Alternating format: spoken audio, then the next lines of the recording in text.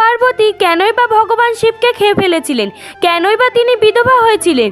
মা পার্বতী সবসময় ভগবান শিবের ছেড়ে দেওয়া খাবার খেয়েই তৃপ্তি পেতেন এবং ভগবান শিবও মা পার্বতীর জন্য তার খাবারের কিছুটা রেখে দিতেন। একদিন ভগবান বিষ্ণুর কথা মতো ভগবান শিব সেদিন সব খাবার খেয়ে নেন।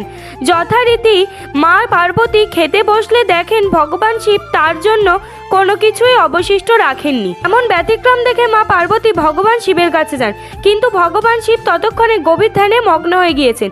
এদিকে মা পার্বতী কোনো কথা সাড়া না দিলে অত্যধিক ক্ষুধায় মা পার্বতী অগ্নিমূর্তি ধারণ করেন এবং ভগবান শিবকে খেয়ে ফেলেন। এরপর মা দেখেন তার সধবার সমস্ত চিহ্ন মুছে গেছে, মহাদেবের আসনও খালি। তিনি বৃদ্ধা হয়ে গেছেন। নিজের ভুল বুঝতে পেরে মা পার্বতী অনুতাপ করতে থাকেন। ভগবান শিব মা পার্বতীর ভেতর থেকে বেরিয়ে আসেন এবং মাকে বোঝান এটি তারই একটি লীলার অংশ।